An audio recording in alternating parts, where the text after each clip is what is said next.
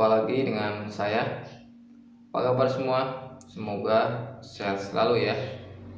Oke, kali ini aku mau bahas ya untuk eh, pinjaman online yang berpengaruh ke listrik ya, seperti itu. Soalnya dari teman-teman ya banyak yang menanyakan, katanya bang, aplikasi ini kalau kita galbay pengaruh gak sih ke listrik ya, seperti itu. Dan juga sebagian dari teman-teman ada juga yang menanyakan listrik itu apa ya, seperti itu. Jadi sebagian orang masih ada yang belum paham ya listrik itu apa. Soalnya setiap mereka dikirim SMS penagihan ya, saat telat bayar di situ ada keterangan kalau nggak bayar tanya pengaruh ke listrik, seperti itu ya. Oke, mungkin yang aku mau bahas dari listriknya dulu ya.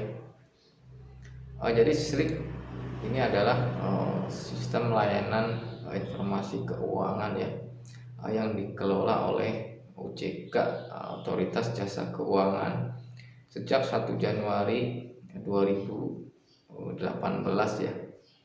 Karena sebelumnya ini SID ya, atau Sistem Informasi Debitur, yang dikelola oleh Bank Indonesia atau lebih dikenal dengan BI Checking ya, seperti itu.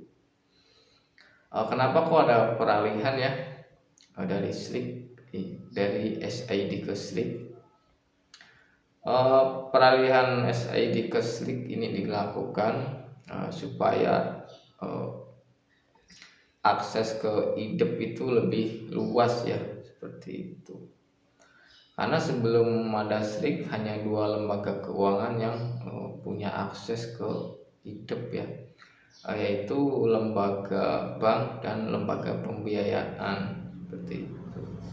Tapi setelah adanya SLIK, bukan hanya lembaga 2 tersebut yang punya akses ya, tetapi juga lembaga keuangan yang berstatus non bank juga punya akses ke IDEP ya, atau informasi debitur.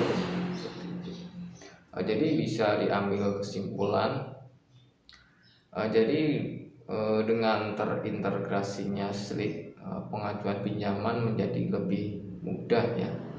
Mungkin Anda ingat ya, saat mengajukan pinjaman di fintech atau di pinjol, Anda cukup menunggu 15 menit sampai dengan 20 menit Anda sudah bisa di ACC ya. Anda sudah bisa menerima pinjaman uang tunai dengan cepat ya, seperti itu. Lalu poin yang kedua, dengan adanya SLIK diharapkan mampu meminimalisir angka kredit bermasalah ya, atau NPL, non performing loan, seperti itu. Lalu untuk poin yang ketiga, lembaga yang sudah punya akses itu diwajibkan melaporkan data debitur ke dalam SLIK ya, seperti itu. Jadi lembaga-lembaga mana aja sih yang sudah punya akses ini justru diwajibkan ya untuk melaporkan data debitur ke dalam SLIK.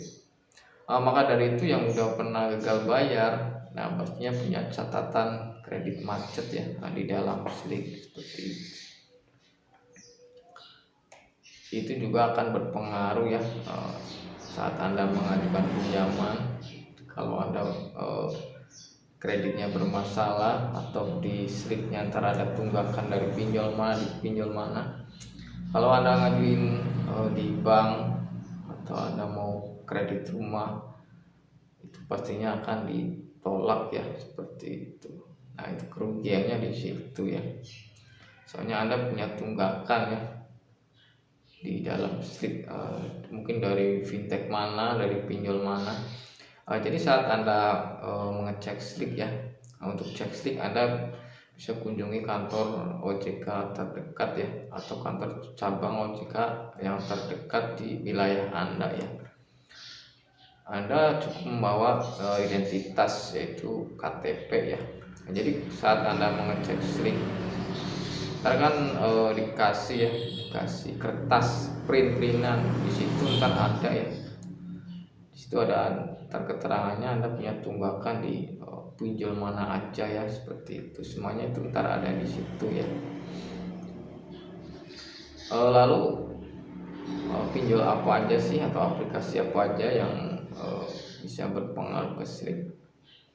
Kalau untuk setahu saya sih dari ACI ya, lalu ada Akulaku itu juga pengaruh, lalu juga ada Shopee Pay Later ya, itu juga pengaruh, lalu ada Kredivo, lalu ada Kredit Pintar, Finmas, lalu juga ada Julo ya, ada juga Traveloka Pay Later, itu juga pengaruh ke sleep ya. Lalu juga mungkin dari teman-teman ada yang mau menambahkan ya, mungkin udah ada yang pernah mengecek hasil sleepnya. Nah, di situ ada pinjol apa aja atau aplikasi aja yang pengaruh. Bisa Anda tulis di kolom komentar ya. Kalau soalnya setahu saya sih baru itu ya, mungkin bisa lebih sih dari aplikasi mana aja. Cuman buat teman-teman yang mungkin udah pengalaman ya, udah punya pernah ngecek di situ pengaruh di pinjol apa, bisa Anda tulis di kolom komentar ya, supaya teman yang lain tahu dan juga masukan untuk saya ya, seperti itu. Yang jelas kalau kita punya kredit macet ya atau kredit bermasalah, misalnya akan muncul di SRIK ya, seperti itu.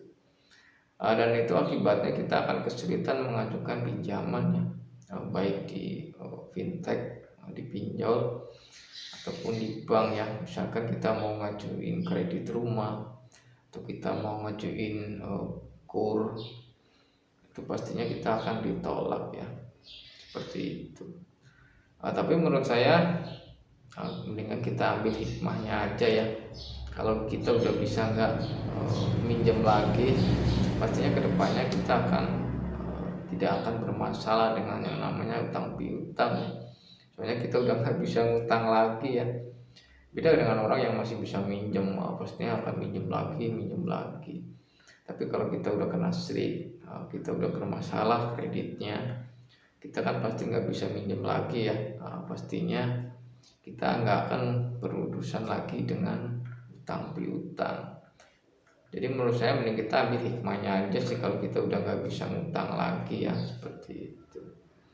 Soalnya dari teman-teman juga banyak yang nanya ini, Bang, saya ngajuin pinjol ditolak terus ya, seperti itu.